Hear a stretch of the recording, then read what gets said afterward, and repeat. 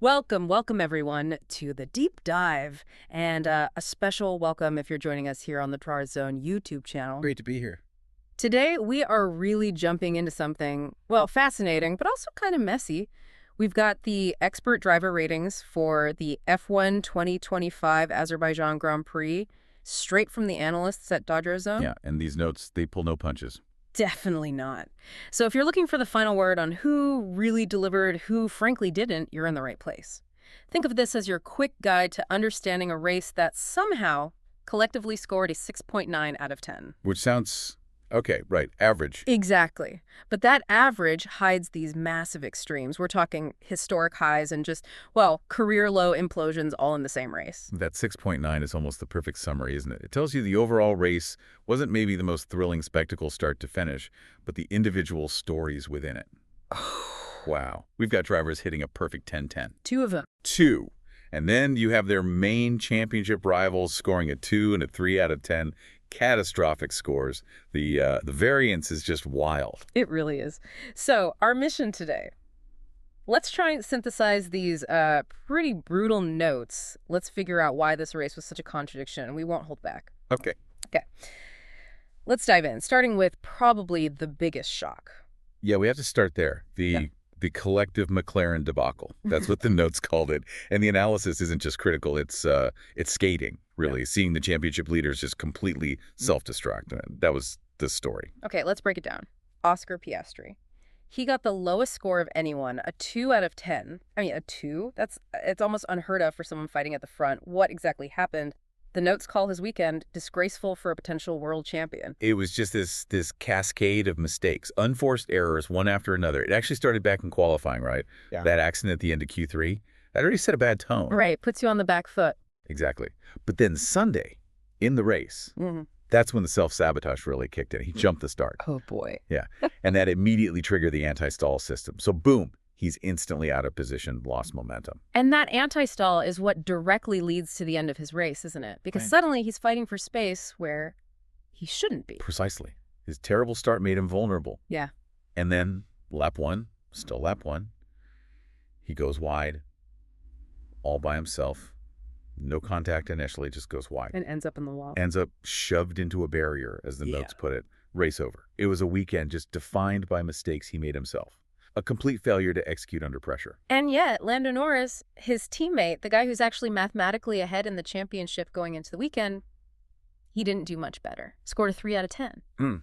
And this is where that championship context just makes these notes so painful to read, I imagine. This is where it gets really, really interesting or depressing, depending on your perspective. Norris was, 31 points behind Piastri coming in? Piastri has just basically wrecked his own qualifying, right? He's starting way down. This is Norris's golden chance, a massive opportunity to close that gap, maybe even take the lead in the championship. And what does he do? He doesn't capitalize? He delivers a performance the notes literally called pathetic. Yeah. They suggested he just decided to resign from the fight. It was that bad. Didn't he have his own qualifying issue too? He did.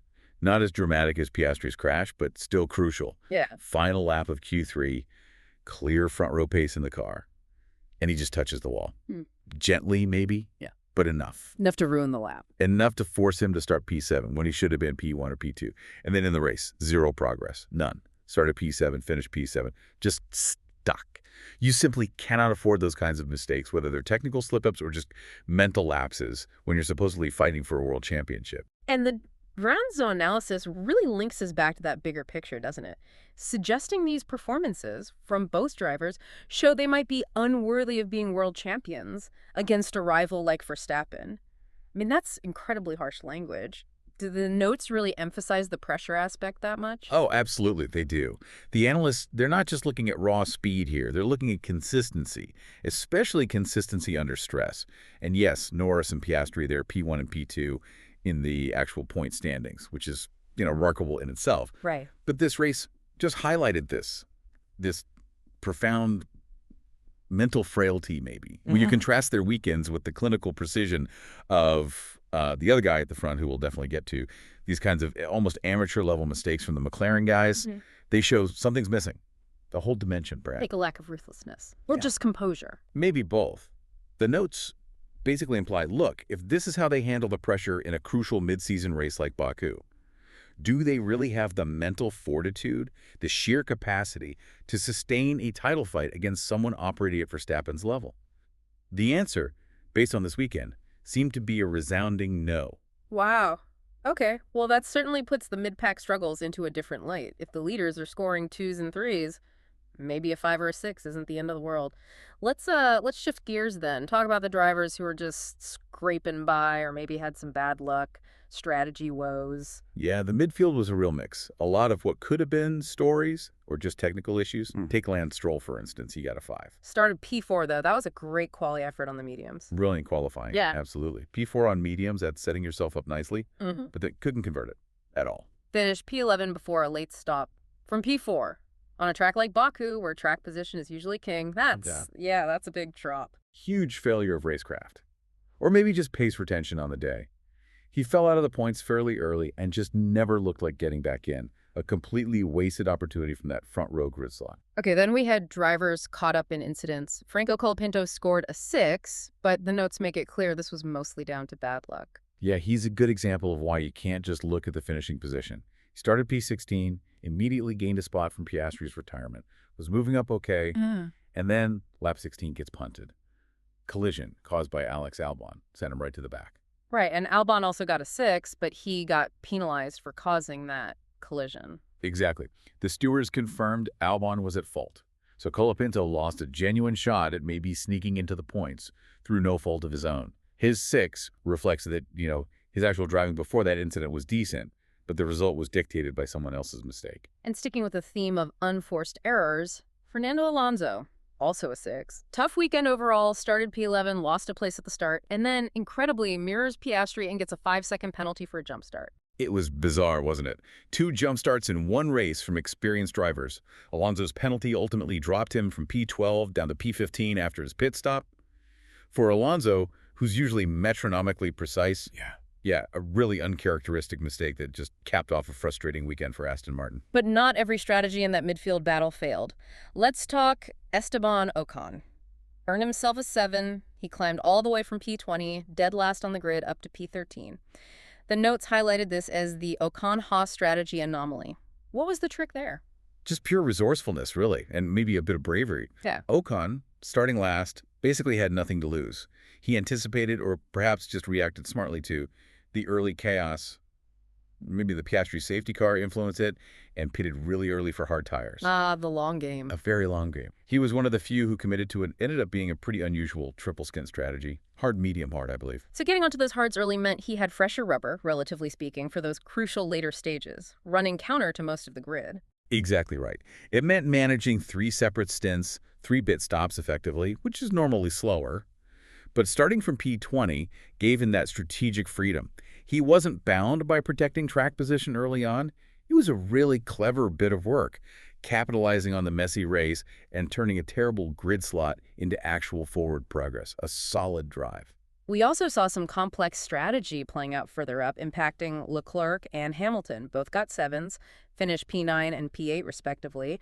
The notes called it a gray race for them, kind of hinting that team politics played a role. Yeah, that's an important detail the notes picked up on. Leclerc, he'd made up some ground early on, looked okay, but then later in the race, his pace just seemed to evaporate, really fell off. And Hamilton passed him. Well, Hamilton was behind him, but faster. And ultimately, Leclerc was instructed by Ferrari to let Hamilton through for P8. Ah, team orders. Team orders. So the final finishing positions, P8 and P9, weren't really a reflection of pure head-to-head pace between those two at the flag. It showed strategy calls, tire degradation, and, team instructions managing the outcome for both Ferrari and Mercedes. Solid points, but, like the note said, a bit gray. Unspectacular races dictated by data and team decisions. Okay, right. Let's completely pivot now. We've covered the midfield mess, the leaders crumbling, but the top end of the grid. That's where the performances were that really saved that overall 6.9 rating. We're heading into the 8s, the 9s, and eventually that historic double 10. Absolutely. Let's start with Yuki Tsunoda. A strong 8 out of 10. Another really good race from him. It continues that slightly weird trend where the Red Bull B car, or whatever we call it now, just seems to really like Baku. It does seem to click there, doesn't it? Yeah. He held P6 for a big chunk of the race, showed good pace, defended well. He did eventually lose the DRS train to Antonelli and Russell, who were flying, but holding P6 for that long was impressive. Solid, reliable, good points, and 8 feels right. Okay, then Liam Lawson gets a 9. Started P3, which was fantastic after qualifying, finished P5. Now, on paper, dropping 2 spots might not scream 9 out of 10, but the notes give him huge credit for his defensive driving.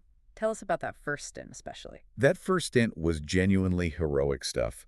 Starting P3 on the medium tires, which maybe weren't the ideal starting tire, he defended that third position for the entire stint. Absolutely nailed it, keeping faster cars bottled up behind him. That really helped shape the race behind him. Massively. He eventually fell victim to the pit stop strategies around him. Antonelli got him with the undercut, Russell got him with the overcut. That's how he dropped to P5. But the reason he gets a 9 isn't just the start, it's the end too, those final laps. Yeah. He held off this huge train. Tsunoda, Norris, Hamilton were all right behind him, potentially faster, and he just placed the car perfectly. Textbook defensive masterclass under enormous pressure. Really earned that 9. And speaking of strategy mastery leading to a great result, George Russell, also a 9. Brilliant recovery drive. Started P5, finished P2. Russell's race was all about patience and the team executing the overcut perfectly. He actually had a poor start, lost a spot to Tsunoda off the line, but then Mercedes just played the long game.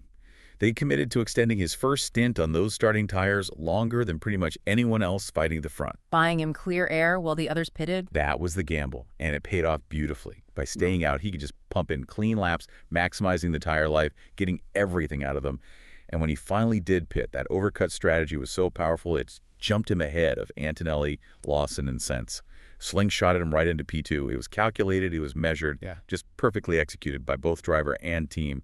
A 9, well-deserved. Okay, now, perfection. If Russell drives like that, recovers from P5 to P2, executes a brilliant strategy, and only gets a 9, it tells you just how special the top scorers were.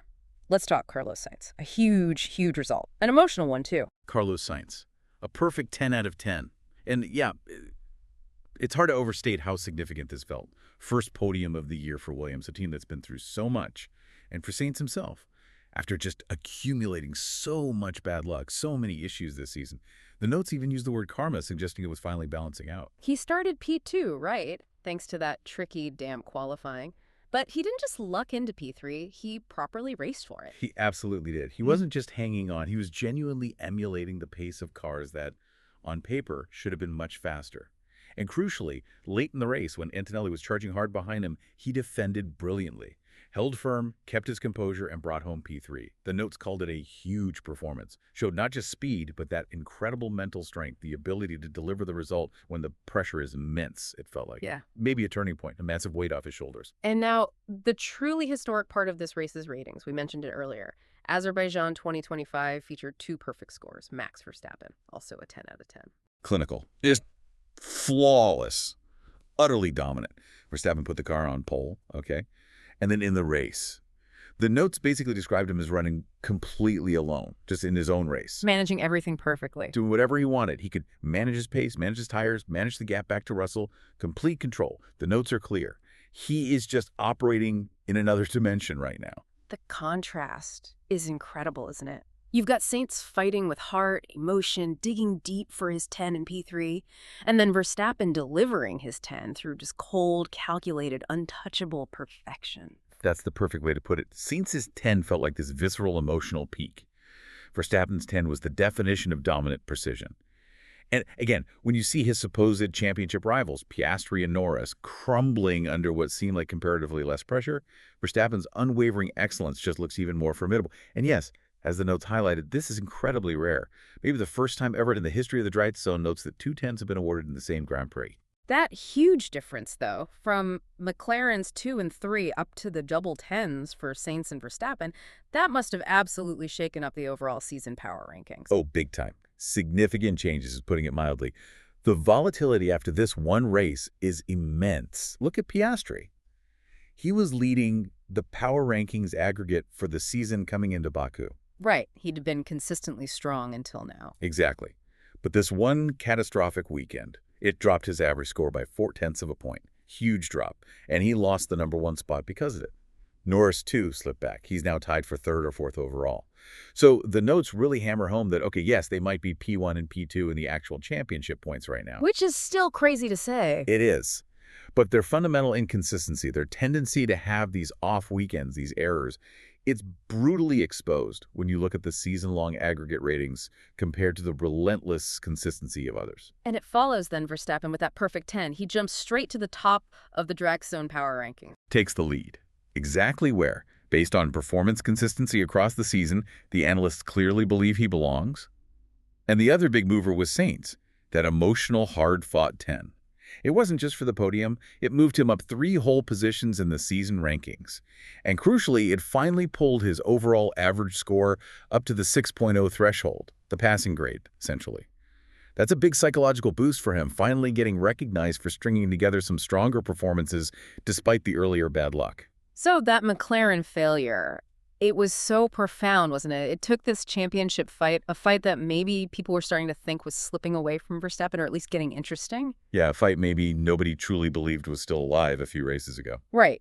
And then Piastri has his shocker, opens the door wide open for Norris. And Norris, as the note said, basically threw it away himself by completely failing to capitalize.